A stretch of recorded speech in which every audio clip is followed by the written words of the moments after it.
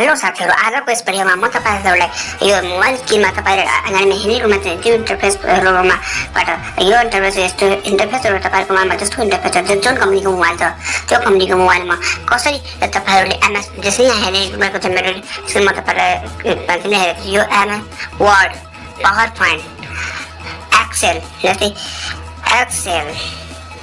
Excel जस्तो जति पनि सफ्टवेयर छ कसरी मोबाइलमा चलाउन सक्नुहुन्छ जुन कम्प्युटर जस्तो ल्यापटपहरु छैन तपाईहरुको घरमा आउनुहोस् भिडियो सुरु गरौँ। भिडियो सुरु गर्नुभन्दा पहिला म विवेक कुमार सिंह तपाईहरु हेर्दै हुनुहुन्छ विवेक टेक्निकल विवेक सिंह र फेसबुक पेजबाट पनि हेर्नु होला टेक्निकल विवेक सिंहलाई फलो गरिदिनु होला र युट्युबबाट हेरेर सब्स्क्राइब गरिदिनुस् को लाइक लेटेस्ट भिडियो तपाईहरुको सामने आउँदै हुन्छ।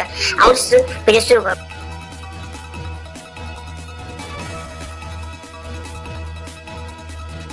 सुरु गर्नुभन्दा पहिला म तपाईलाई प्ले स्टोरमा गएर तपाईलाई हामीसँग नेट हेरिदिन्छु। नेटबाट गएर प्ले स्टोरमा गएर वर्ड टाइप गर्नु होला। सिम्पली यस्तो इन्टरफेस आउँछ। इन्टरफेस आएपछि सिम्पली क्लिक गरिदिनु होला। क्लिक गरिदिनु अलिकति वेट गर्नु होला। यस्तो इन्टरफेस होला जहाँ मैले केही प्रोजेक्टहरु गरेको छु र केही वर्कहरु सिम्पली यस्तो तपाईले यहाँ एमएस वर्ड माइक्रोसफ्ट एकाउन्ट बनाइसक्नु भएको छ भने तपाई कहीँबाट पनि लगइन गर्दा आफ्नो यो प्रोजेक्ट हेर्न सक्नुहुन्छ। कम्प्युटर ल्यापटप कहीँबाट सबभन्दा बेस्ट हुन्छ एमएस माइक्रोसफ्ट एकाउन्ट बनाउनुस् र त्यहाँबाट गर्नु र नगरे पनि गर्न सक्नुहुन्छ। जस्तै इन्टरफेसमा यहाँ प्लस हेरेको मैले तपाईँ साइडमा प्लसमा क्लिक गर्नु होला।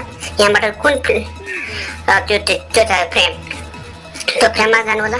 जस्तै म ब्ल्याङ्क पेजमा हेर्छु ब्ल्याङ्क पेजमा जानु होला। यहाँ चाहिँ टाइप गर्नु छ। सिम्पली यस्तै किवर्ड आउँछ टाइप हुन्छ। यतै म हेरिदिन्छु हेलो एभ्रीवन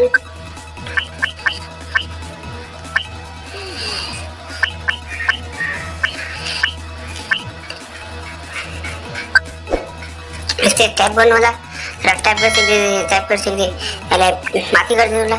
यसलाई सिलेक्ट गर्नु होला। यसमा क्लिक गरिदिँदा अल सिलेक्ट हुन्छ। सिलेक्ट गरेपछि ब्याक गरिदिनु होला।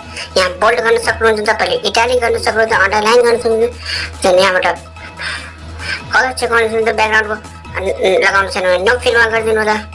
जति मलाई आउनु छैन भने फेरि एकचोटि यसलाई सिलेक्ट गर्नु होला र यसलाई नो फिल गरिदिनु होला। कलर छ यसमा जुन कलर पनि तपाईले सिलेक्ट गर्न सक्नुहुन्छ। यहाँबाट जो कलर भइहाल्छ तपाईको राइटिङ यहाँबाट बिचमा नम्बर पोइन्ट पनि हाल्न सक्छन् र नम्बरमा पनि हाल्न सक्नुहुन्छ। यहाँ साइडमा कुन साइडमा लगाउनु छ तपाईलाई त्यो पनि छ। अनि यो प्लसमा गएर यहाँ तपाईले स्टार्ट कन्फर्मेसन कमेन्ट हाल्न सक्नुहुन्छ। लिङ्क हाल्न सक्नुहुन्छ। यहाँबाट आफ्नो च्यानल केहीको लिङ्क छ भने फेरि फोटो हाल्नको लागि फोटोमा गएर क्लिक गरेर यहाँ यसरी फोटो सिलेक्ट गरेर यसमा फोल्डरमा सिलेक्ट गरिदिनु होला। यहाँ फोटोमा सिलेक्ट गर्ने एड फोटोमा आइहाल्छ। एड फोटोमा आएपछि डन हालिदिनु होला। यहाँ तपाईँको फोटो आइसकेको छ। यसमा बडी फोटो भइसकेको छ। बडी फोटो भइसकेकोलाई हामीले यसलाई यसरी राख्दिउँ।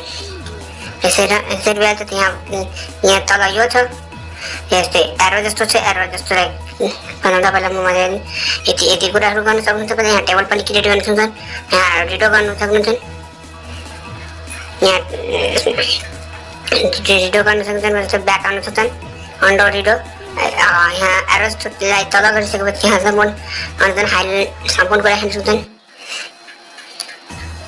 सम्पूर्णलाई फाइन्ड पनि गर्छन् कि कुनै वर्ड छ त्यो फाइन्ड गर्छन्। यति कुरा गर्न सक्छन् र त्यसपछि यहाँ प्यासिमको टिक जस्तो छ चेक जस्तो यसमा टिक हालिदिनु होला। तपाईँको डकुमेन्ट सेभ भइहाल्यो। यसलाई यहाँ तपाईँको डकुमेन्ट छ। यहाँबाट तपाईँले यसको नाम पनि चेन्ज गर्न सक्छन्। ब्याक जानु होला। यहाँ थ्री डटमा क्लिक गर्नु होला। के छैन नाम नचेन्ज गर्दा पनि भइहाल्छ। जस्तै यो तरिकाले तपाईहरुले मोबाइल फोनमा यस्तो इन्टरफेसमा तपाईहरु एमएस वर्ड चलाउन सक्नुहुन्छ। आजको भिडियोमा यति नै। भेट्छौँ म नेक्स्ट भिडियोमा। तपाईहरु च्यानललाई नयाँ सब्स्क्राइब र लाइक गरिदिनुस् कुनै यस्तो मोटिभेसनल भिडियोहरु तपाईहरुको सामने लिएर आउँदै रहन्छु।